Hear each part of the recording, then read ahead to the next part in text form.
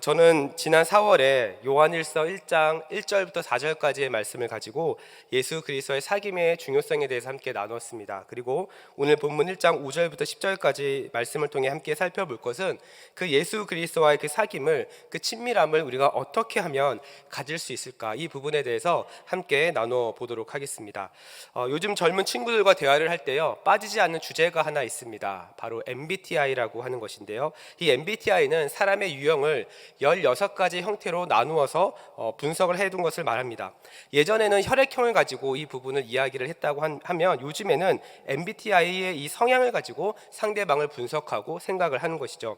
그 사람이 내향적인지 외향적인지, 그 사람이 직관적인지 감각적인지, 그 사람이 즉흥적인지 아니면 계획적인지를 다양한 질문을 통해서 그 분석이 가능하다는 겁니다. 그래서 많은 사람들이 요즘에는 이런 질문을 합니다.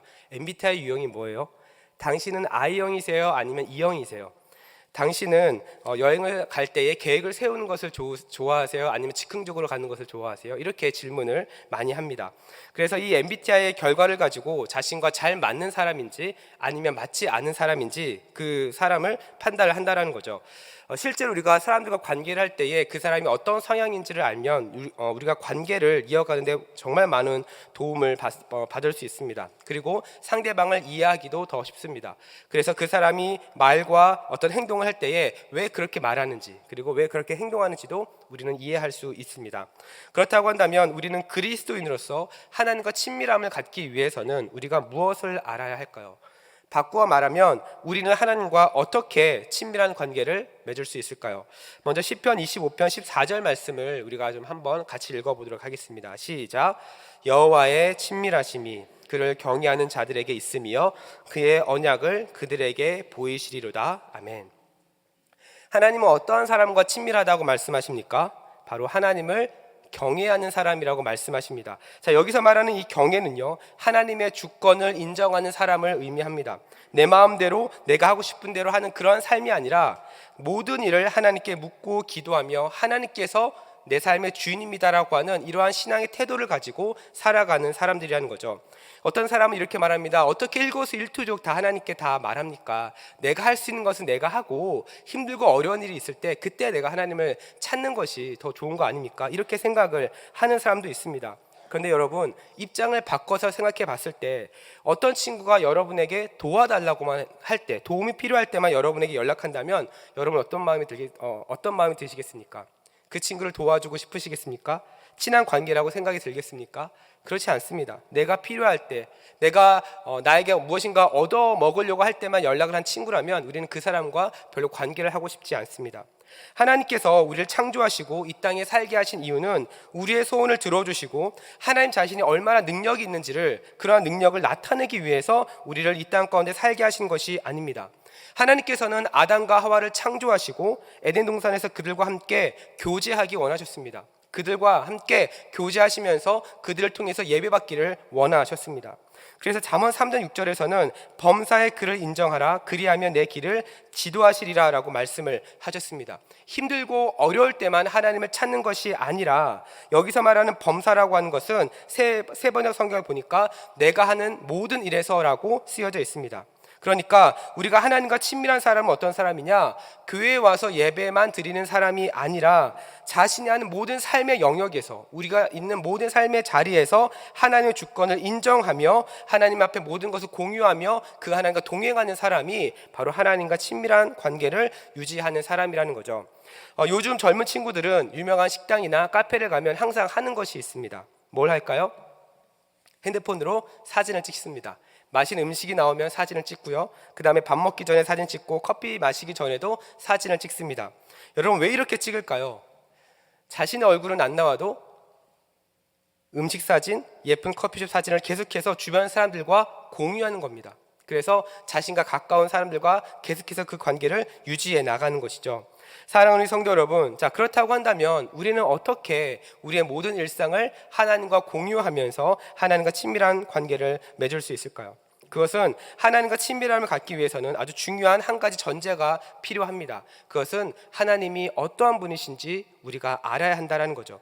그리고 그 하나님이 어떤 것을 좋아하시는지, 어떤 것을 싫어하는지 우리가 그 부분을 잘 알아야 하는 것입니다. 인간관계에서도 마찬가지죠. 친해지고 싶은 사람이 있으면 그 사람이 어떠한 사람인지 알아야 합니다. 그 사람이 무엇을 좋아하는지, 무엇을 싫어하는지 우리는 알아야 합니다. 만약 친해지고 싶은 사람이 있는데 그 사람이 하는 행동마다 싫어하는 것만 한다고 하면 우리는 그 사람을 굉장히 불편하게 생각할 것입니다. 오랜 시간이 지나도 그 사람과는 관계가 지속되기가 어려운 것이죠. 하나님과의 관계도 마찬가지입니다. 말로는 하나님과 가까이 하기를 원합니다라고 말하고 하나님과 친해지고 싶다라고 생각은 하지만 하나님 보시기에 기쁨이 되지 못하는 그런 행동만 한다면 아무리 교회를 오래 다녀도 하나님과 가까워질 수가 없습니다. 우리의 믿음이 성장하지 않는다는 겁니다. 자, 그렇다면 하나님과 이 친밀함을 갖기 위해서 우리가 알아야 될 그 대전제, 그 알아야 할 부분은 무엇입니까? 바로 하나님은 빛이시다는 겁니다. 오늘 본문 5절 말씀인데요, 우리 한 목소리로 읽겠습니다. 오늘 본문 5절 말씀 함께 읽습니다. 시작. 우리가 그에게서 듣고 너희에게 전한 소식은 이것이니 곧 하나님은 빛이시라 그에게는 어둠이 조금도 없으시다는 것이니라. 아멘. 사랑하는 여러분, 우리 하나님은요 빛이십니다. 여러분 이 사실 믿으십니까?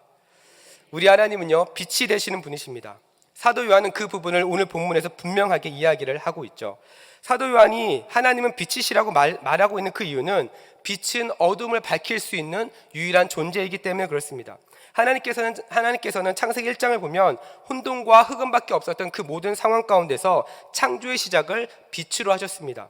혼돈과 흑암이 없는 상태를 빛으로 밝히신 것이죠. 오늘 본문의 사도 요한의 그 당시의 상황도 보면요 굉장히 암울하고 어두운 상황이 있다는 것을 우리는 알 수 있습니다. 사도 요한이 이 편지를 썼을 당시에 그의 나이는 80세 이상이었습니다. 노년의 나이였습니다. 그리고 이 당시 이스라엘은 로마의 지배 아래에 있었기 때문에 여전히 핍박이 있었습니다. 어려움이 있었습니다. 또한 함께 복음을 전했던 그 예수님의 제자들은 이미 다 죽고 없습니다. 사도 요한 혼자 남아있는 상황입니다. 이 요한일서가 쓰였을 당시를 AD 90에서 95년으로 보고 있는데 이때 교회들은요 이 초대교회가 세워지고 나서 70년, 80년이 이미 지난 상황입니다. 외부로는 교회와 그리스도인을 향한 핍박이 있고 예수님의 제자들은 모두 다 순교했고 내부적으로는 이단들의 공격이 있었습니다. 이 과정에서 초대교회들은 70년, 80년 이상의 시간이 흘렀습니다. 성도들의 믿음의 상태가 어땠을까요? 영적인 침체들이 일어났습니다. 교회를 떠나는 사람들이 생겨나기 시작했습니다. 이단의 공격에 믿음이 흔들리는 사람들이 생겨나기 시작했습니다. 다시 말해서 영적으로 굉장히 어둡고 암울한 시기가 바로 오늘 우리가 읽은 본문의 상황이라는 것이죠. 자, 이러한 상황 가운데서 사도 요한은 직설적으로 이야기합니다. 우리 하나님은 빛이시다라고 말하고 있는 거죠. 여러분 이 말은요 반대로 생각하면 우리를 어둡게 만드는 많은 상황들 가운데서 우리가 붙잡아야 될 분은 누구이라고 말하는 겁니까? 하나님이라고 이야기를 하시는 겁니다. 그런데 문제는요 이 하나님이 유일한 빛이라고 하는 이 사실을 사람들이 믿지 못하는 거예요. 인정하지 않는 겁니다. 요한복음 1장 5절에서는 다음과 같이 말합니다. 우리 한 목소리 읽어볼까요? 시작. 빛이 어둠에 빛이 돼 어둠이 깨닫지 못하더라. 사도 요한이 예수님과 함께 있을 그 당시에 그때에도 어떤 일이 벌어졌습니까? 빛으로 오신 그 예수님을 사람들이 알았어요. 그런데 어떻게 됩니까? 어둠이 깨닫지 못했다는 겁니다. 이 구절을 세 번역에서는 그 빛이 어둠 속에 비치니 그 빛을 이기지 못하였다라고 기록하고 있습니다. 여러분 이 구절이 무엇을 의미합니까?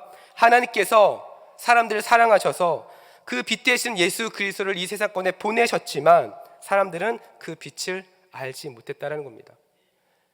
그 어둠에서 벗어날 수 있는 그 예수 그리스도를 눈앞에 보고도 그들은 깨닫지 못한 거죠. 여러분 왜 알지 못했습니까? 하나님의 빛이 어두워서일까요? 그 빛이 약해서일까요? 그렇지 않습니다. 여러분 빛은요 아무리 어두워도 아무리 그 빛은 작아도 어두우면 어두울수록 어떻습니까? 밝게 빛나게 되어 있습니다. 빛이 어둠을 이기지 못한다라고 하는 이 말은 빛이 약해서가 아니라 사람들 스스로가 어둠 속에 있다는 사실을 인지하지 못했기 때문입니다. 사랑하는 여러분, 하나님과 친밀함을 맺기 위해서는 하나님의 빛이라는 사실을 알아야 합니다. 이 사실을 알기 위해서는 우리 자신이 어둠 가운데 있는 존재임을 우리가 먼저 인정할 수 있어야 하는 것이죠. 그리고 우리의 인생의 그 어두운 부분이 하나님의 빛이 비춰짐으로 말미암아 우리 안에 모든 어둠이 사라지고 회복을 경험했을 때에 저것이 진짜 빛이구나라는 것을 우리는 알게 되는 겁니다. 인간의 몸을 입고 이 땅에 오신 그 예수님께서, 그 빛이 되신 예수님께서는 그 어둠이 가득한 곳을 찾아다니셨습니다. 가난한 자, 병든 자, 고아, 과부 등 인생의 어두운 터널을 벗어나지 못한 사람들을 우리 주님께서는 찾아다니셨습니다. 그리고 그들에게 빛을 비춰주시며 그 어두운 터널을 벗어날 수 있도록 해주셨죠. 그리고 이 모든 어둠에서 벗어난 사람들에게 주님은 다음과 같이 말씀하십니다. 마태복음 5장 14절 말씀 한 목소리로 읽겠습니다. 시작. 너희는 세상의 빛이라. 산 위에 있는 동네가 숨겨지지 못할 것이요. 여러분, 왜 주님은 그리스도인들에게, 이제는 믿음을 가진 그 빛을 경험한 사람들에게 이제는 너희가 세상의 빛이라고 말씀을 하셨습니까? 여전히 세상에는 자신이 어둠 속에 있는지를 모르면서 살아가는 사람들이 많이 있었기 때문입니다. 그래서 예수님은 이 빛에 대해서 말씀하시면서 이 빛이 사람들 앞에 비춰져야 된다고 말씀하십니다. 그리고 우리 안에 이 빛이 어두워지지 않았는지 스스로 점검해야 된다고 말씀하십니다. 또한 예수님께서 자신이 빛이라고 말씀하시면서 자신을 따르면 어둠에 있지 않게 된다라고 말씀하십니다. 여러분, 예수님 당시에도 이렇게 어두웠는데 지금은 어떻습니까? 요즘 세상도 마찬가지로 어둡습니다. 뉴스를 보면 거의 90% 이상은 굉장히 우울하고 힘든 이야기들이 많이 나와 있습니다. 경제는 더 어려워지고 인구의 고령화와 저출산의 문제 때문에 많이 어려워합니다. 취업도 잘 안 됩니다. 여러분, 그럼에도 불구하고 많은 사람들이 열심히 살아가고 있어요. 그런데 이 어둠의 문제는 끊이지가 않고 있죠. 한국에 최근에 계속해서 꾸준히 증가하고 있는 문제가 하나 있는데요. 그것은 뭐냐면 바로 마약입니다. 최근 4년간 마약 압수량이요, 2017년도에는 154kg였대요. 그런데 4년이 지난 2021년도에는 1295kg가 되었다고 합니다. 그러니까 한 780% 이상이 증가한 거예요. 근데 안타까운 것은 무엇이냐면 이 시기에 청소년 마약 범죄자가 5년 사이에 4배나 늘었다고 합니다. 여러분, 여전히 어둡고 힘든 상황이 우리 눈앞에는 펼쳐져 있습니다.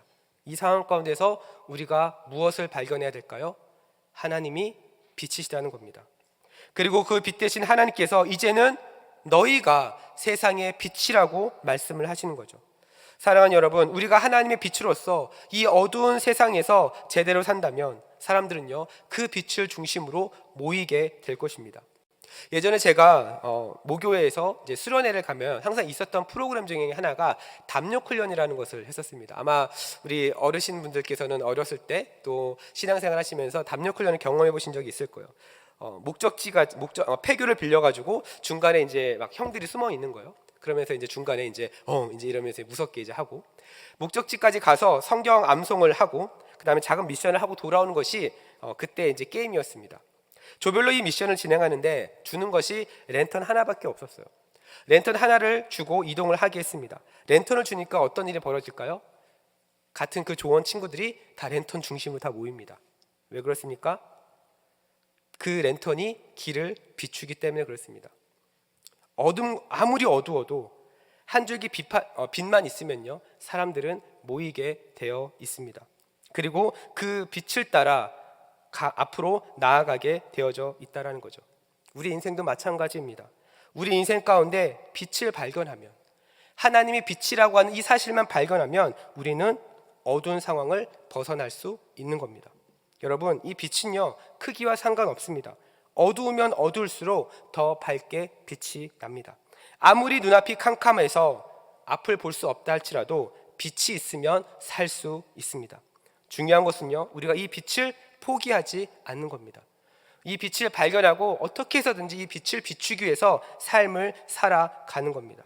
이 빛이 잘 비춰지기만 하면 사람들은 그 빛 대신 하나님을 향해 나아갈 것입니다. 왜냐하면 세상에서 밝혀줄 유일한 소망은 우리 빛 대신 하나님밖에 없기 때문에 그렇습니다.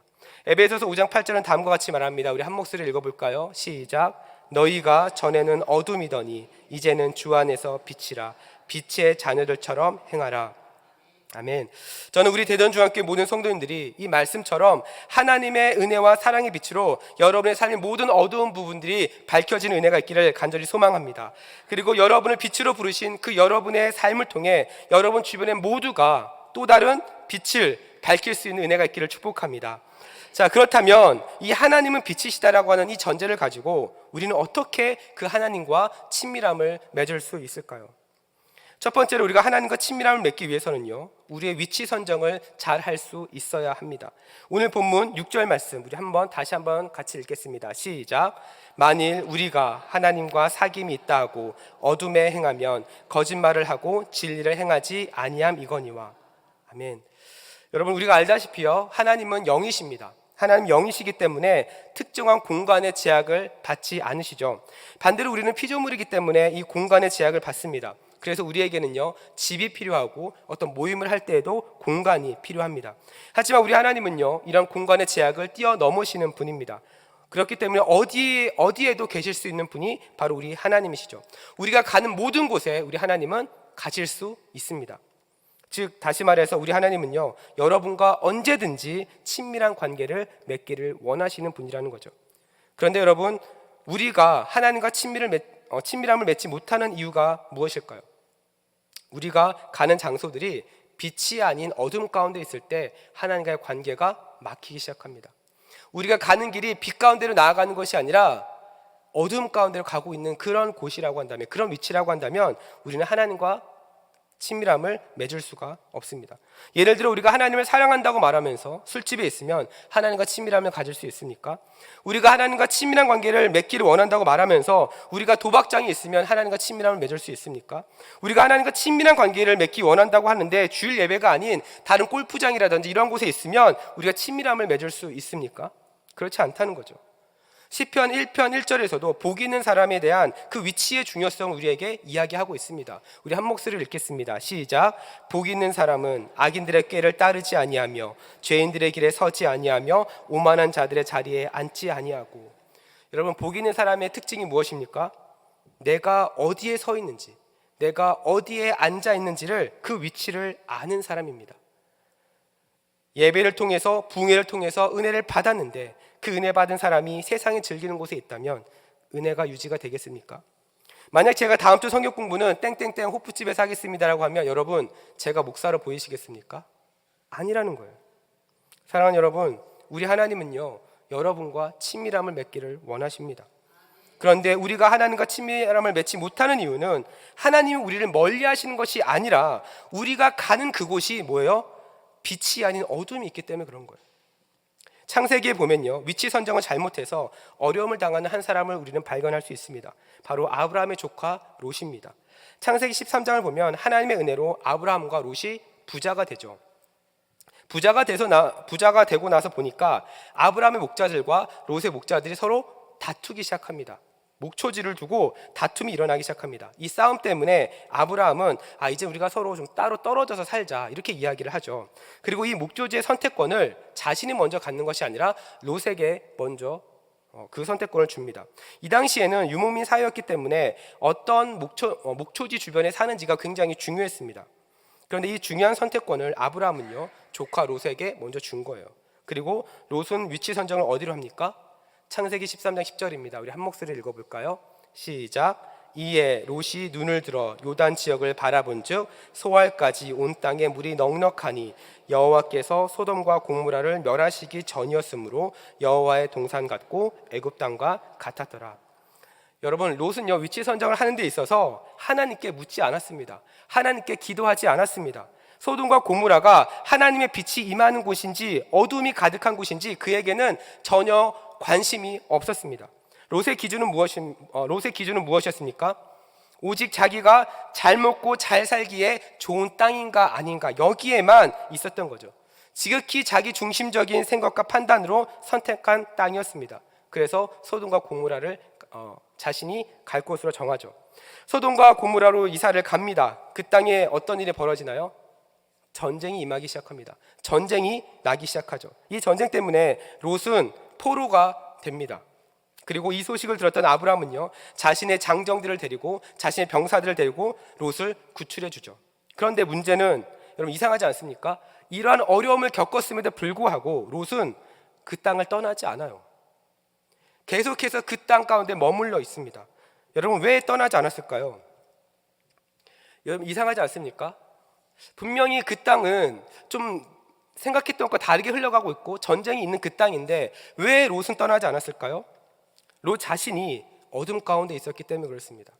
자신이 어둠 가운데 있었기 때문에 그 소돔과 고모라가 어둠 가운데 있는 땅인지를 분별하지 못한 것이죠. 나중에 어떻게 됩니까?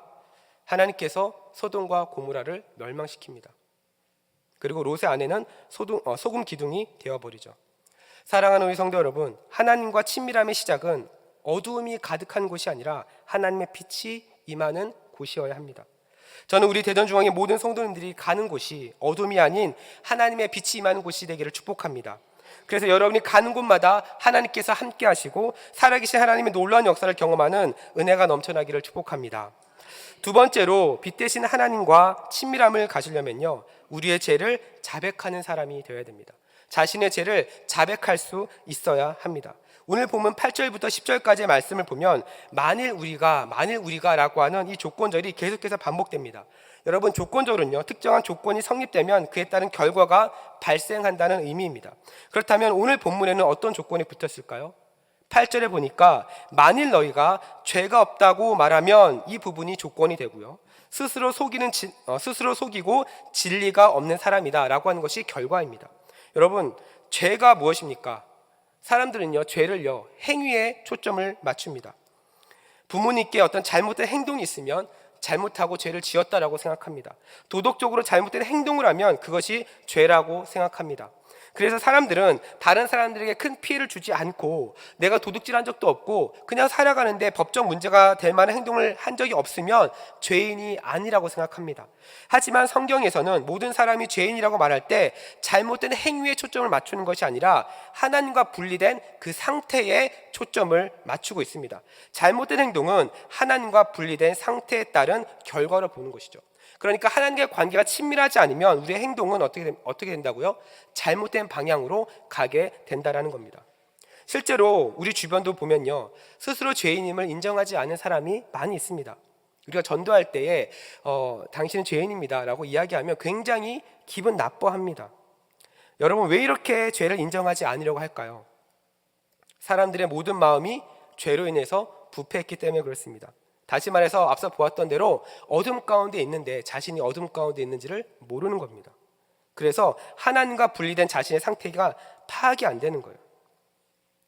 그래서 자신이 하는 행동도 잘못되었다고 생각하지 않습니다. 스스로 잘못한 것이 없기 때문에 죄를 자백해야 된다라고 말하면 싫어하고 거부하고 기분 나빠하는 것이죠. 그런데 오늘 본문은 죄를 자백하지 않는 사람은 어떤 사람이라고 말합니까? 자신을 속이는 사람이다라고 말합니다. 그 안에 진리가 없는 사람이라고 말합니다. 그래서 여러분, 로마서 3장 23절은 어떻게 이야기할까요? 한 목소리로 읽습니다. 시작. 모든 사람이 죄를 범하였음에 하나님의 영광에 이르지 못하더니. 여러분, 성경은 분명하게 말합니다. 모든 사람은 죄를 범하였다라고 말합니다. 다시 말해서 모든 사람은 하나님과 분리된 상태, 그러한 죄인의 상태라고 이야기를 하는 것이죠.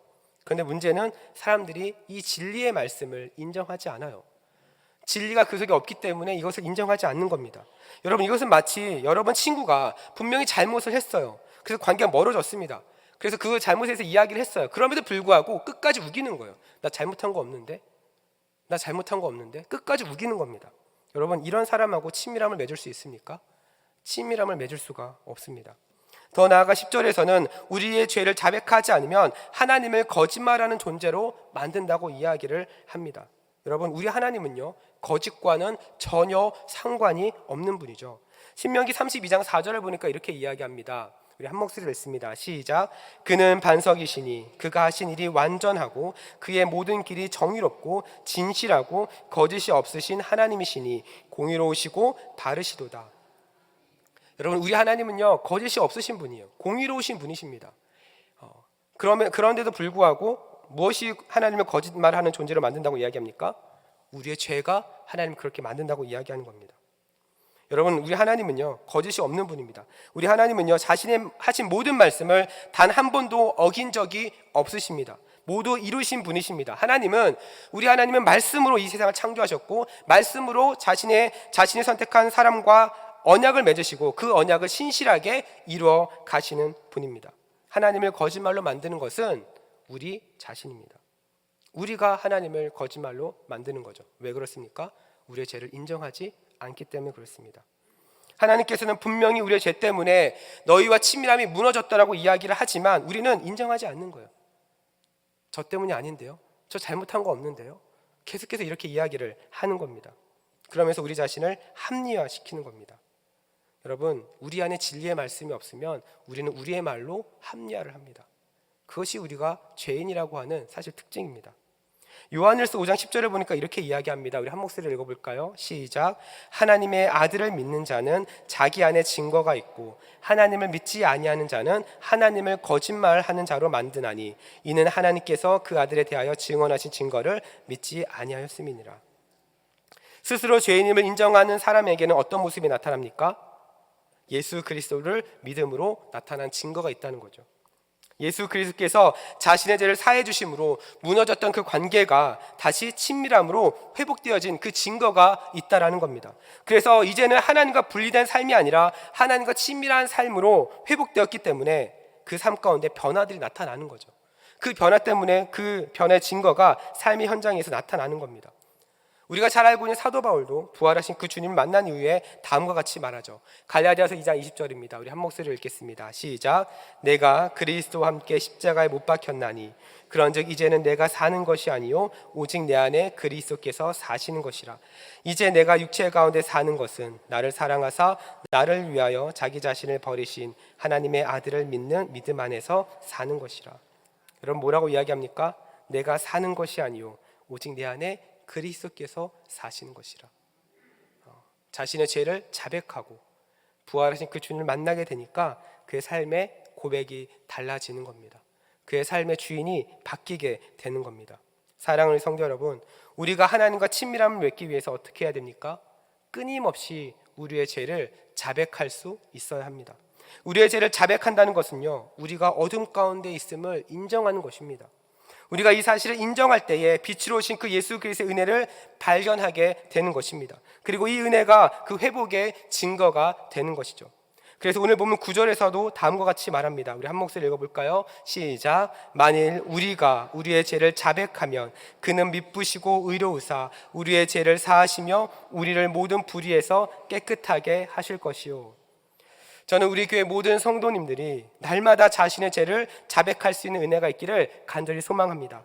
우리의 죄를 자백할 때에 우리의 죄를 용서해 주시고 깨끗하게 하시는 하나님의 은혜를 발견할 수 있습니다. 우리의 죄를 자백할 때에 어둠이 아닌 다시 빛의 잔으로 살아갈 수 있습니다. 우리의 죄를 자백하면 우리의 삶이 회복되고 우리는 빛의 잔으로서 하나님과 친밀함을 다시 맺을 수 있는 것이죠.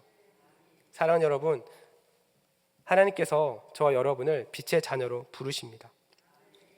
말씀을 정리합니다. 오늘 본문의 사도 요한은요, 하나님과의 그 사귐의 시작을 하나님은 빛이시다라고 말하고 있습니다. 여러분, 이것이 무엇을 의미합니까? 하나님은 빛이시기 때문에 그 하나님과 친밀함을 가지려면 우리도 빛이 되어야 된다는 말이에요. 이것은 레위기 11장 45절에서 내가 거룩하니 너희도 거룩해야 된다라고 하는 이 말씀의 원리와 같습니다. 하나님께서는 여러분이 빛으로 살아가기를 원하십니다. 왜 그렇습니까? 하나님의 존재 자체가 빛이시기 때문에 그래요. 우리가 빛이 되어야 빛 대신 하나님과 우리가 교제할 수 있습니다. 우리가 빛이 되어야 그 하나님과 친밀함을 맺을 수 있습니다. 그런데 여러분, 이 빛은요, 어둠과 함께 할 수 없습니다. 그래서 우리가 하나님의 자녀라고 말하면서 어둠의 길을 걸어가는 사람들을 향해서 오늘 본문은 뭐라고 이야기합니까? 거짓말하고 있다고 이야기하는 거예요. 여러분, 그렇다면 우리는 어떻게 해야 됩니까? 우리가 어둠 가운데 있다는 이 사실을 빨리 인정해야 됩니다. 우리의 상태를 빨리 파악해야 됩니다. 그리고 그 다음에 어떻게 해야 됩니까? 빛이 있는 곳으로 우리의 삶의 방향을 바꾸어야 합니다.